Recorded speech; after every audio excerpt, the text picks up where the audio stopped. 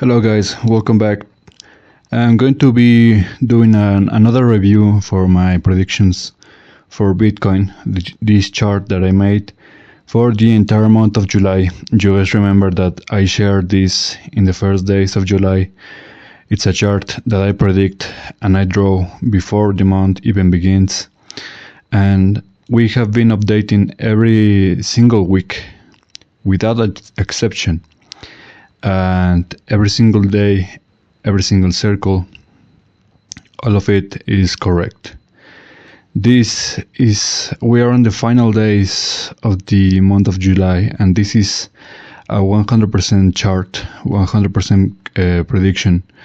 We saw that Bitcoin is indeed recovering from the last month of July, of June, and I predicted this, guys, each and every single circle, and also all the red circles, all the corrections.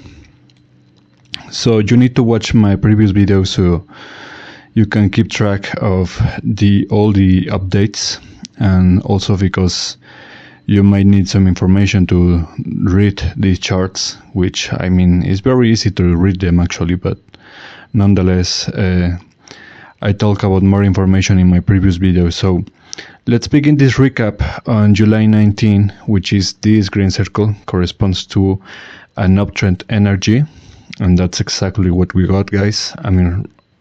Again, we covered these days in the last video, so be sure to check it out. But you can see that the price does a big massive jump right here on the first couple hours, and then the price basically does nothing, right? Now that's July 19. July 20 is a very yellowish day. You can see that the price stays in range for most of the day.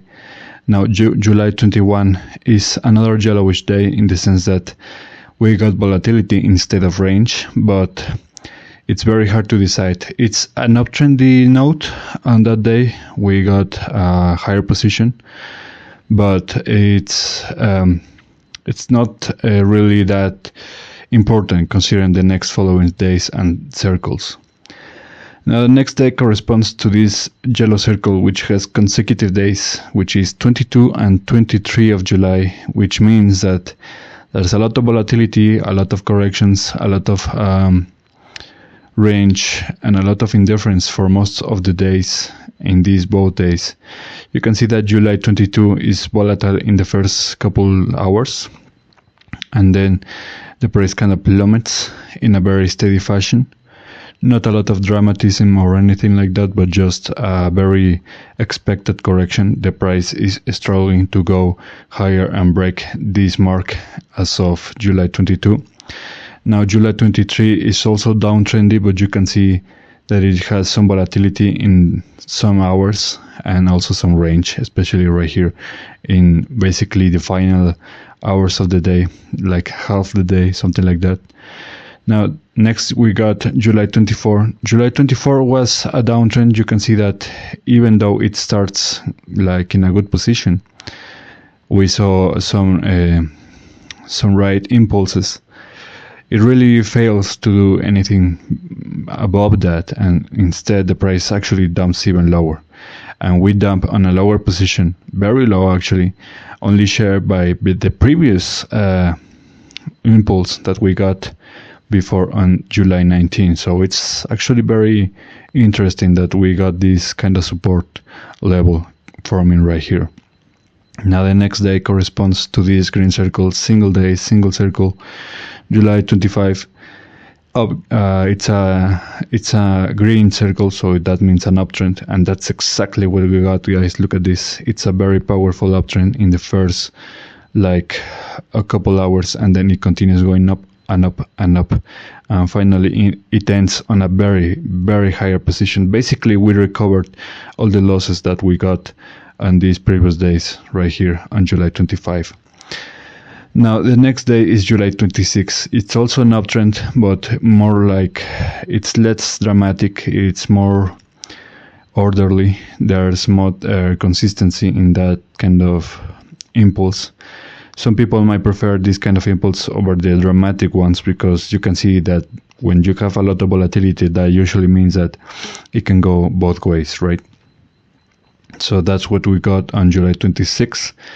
And July 27 corresponds to this yellow circle, which has alternative days, 27 or 28, means volatility for either one of these 2 days. And that's exactly what we saw on July 27 in the first hours. You can see the price plummets, does a massive dramatic jump upwards, also plummets again. I mean, it's a red day for red trend for that day, but you can see that there's a lot of volatility, and that kind of volatility is the best for scalpers, the best for people that want just a quick buck from a few hours of trading. It's the best days. Yellow days are the best for that kind of thing. Now we can see that July 28 is an uptrend, but very slight and very slowly. You can see that it's orderly, but not really that powerful. Until the last final hours of the day, you can see that the price actually goes to a higher position, and this is the highest position that we got so far on July 28, the entire month of July. And since we're basically on the last days, I don't think that this position will be that there will be another even higher position by the end of the month. I mean, you can see that right here we got that the end circle is a red circle, which has July 30.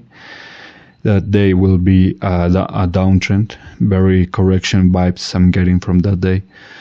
And you can see that these vibes are actually developing real time as we are speaking. You can see that this is July 29 and the price just plummets and plummets even lower.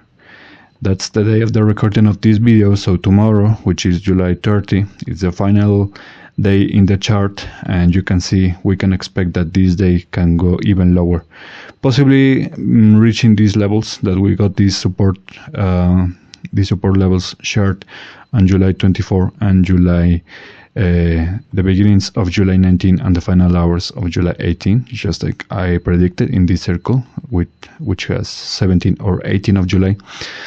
So that's what we got, guys. That's all I have for you. Bitcoin, as you can see, it's a 100% correct prediction as always. You can see also my Tesla and Nvidia predictions on my traditional trading channel.